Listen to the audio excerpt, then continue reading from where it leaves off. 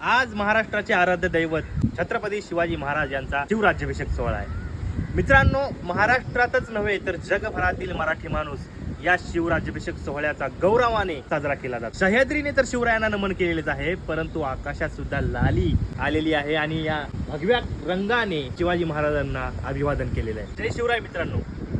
Doctor Babasaheb Ambedkar जेव्हा रायगडावर जातात तेव्हा बाबासाहेब आंबेडकर शिवरायांच्या समाधीकडे पाहताच बाबासाहेबांचे डोळे डबडबून येतात। मित्रांनो, याचं कारण असतं की डॉक्टर बाबासाहेब आंबेडकरांना 6 जून 1674 साली घडलेली घटना आठवते। याच दिवशी शिवरायांच्या राज्याभिषेकाला देशातल्या 300 भटांनी विरोध केला होता।